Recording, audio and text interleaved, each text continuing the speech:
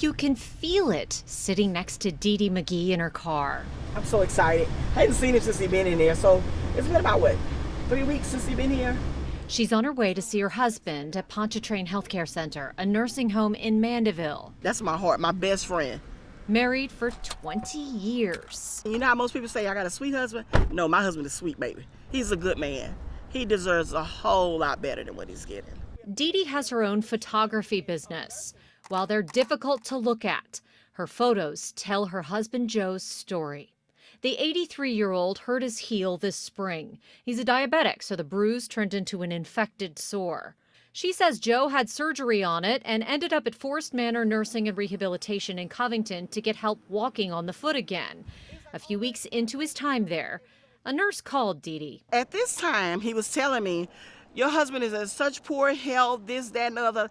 And I'm like, baby, you can't be talking about the same man that I put in there, because he didn't go in there like that. Like so many others, she was locked out, locked away from her best friend. He'd be like, baby, sometimes they're mean to me, and you can't do anything for it. You can't do anything for him, so. But he gonna be all right, though. Forest Manor was dealing with one of the deadliest COVID-19 outbreaks in the state. 38 people have died there. Y'all do not put your people in a nursing facility. In August, Dee Dee posted this video to Facebook, upset about the condition she found Joe in 2 weeks prior. Forest Manor nurses told her he had developed a large bed sore or pressure sore on his backside, a wound people get when they lay in bed around the clock and they're not moved regularly. I said, get my husband up and get him out of here right now. I think a lot of people were not being fed properly. They weren't being exercised and gotten out of bed, so then that's what leads to pressure ulcers. Experts agree staff plays a major role in the quality of care. Forest Manor, where Dee Dee says Joe developed a bed sore, had below average staffing ratings before the pandemic hit. Experts say part of that is the result of low state staffing requirements. We know you need to have 4.1 hours per resident per day in total staffing. Louisiana law requires nursing homes to provide just over half that, just 2.6 hours spent with each resident every day. The Louisiana Department of Health says that requirement only applies to Medicaid recipients. And without giving specifics, there are other staffing benchmarks that state inspectors look for. The easiest way to make money is just to keep your staffing very low.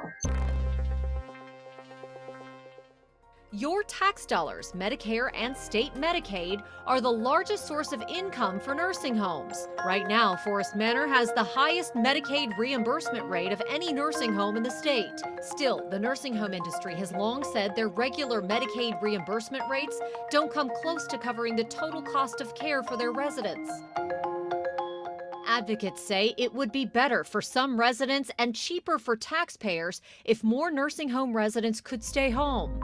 The human cost is extraordinary. 40% of the deaths have been centered in nursing home and institutional living environments. We can cut down those numbers significantly if we keep people at home. Right now, nearly 11,000 people are on a waiting list to be able to get in-home help paid for by Medicaid. To get it, people have to have what's called a Community Choices Waiver.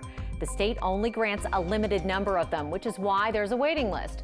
About half of the people on that list had to go into nursing homes or get some other type of services in the meantime, because it can take years to get a waiver. Experts say to stay home, the waivers would cost half as much for taxpayers as a nursing home stay.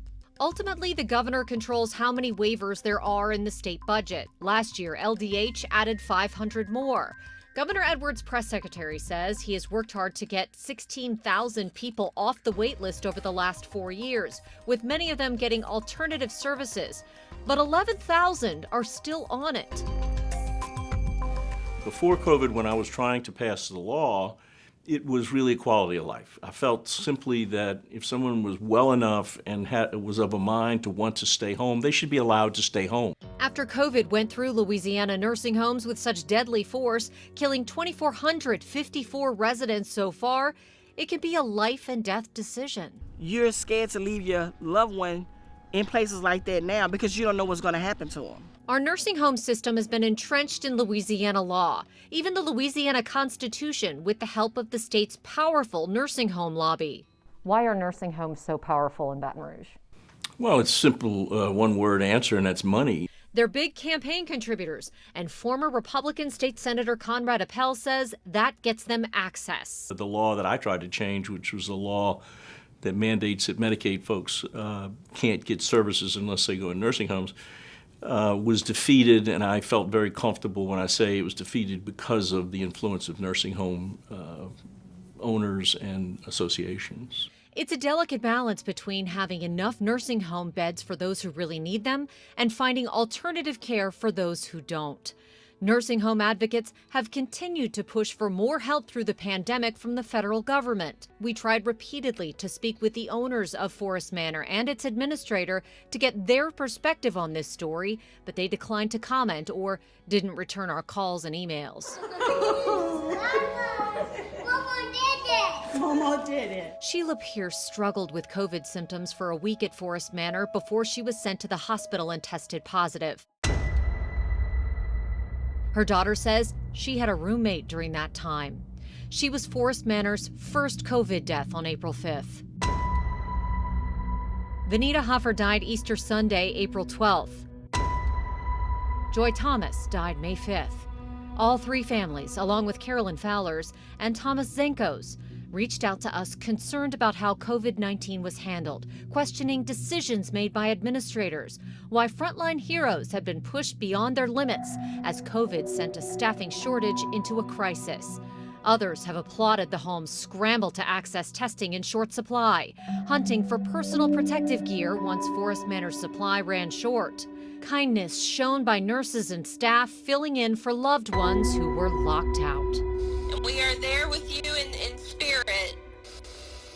We love you, Pop. Forest Manor families weren't alone saying goodbye over the phone. Love you, Mom. We love you, Mom. A harsh reality for so many families left wondering, what if?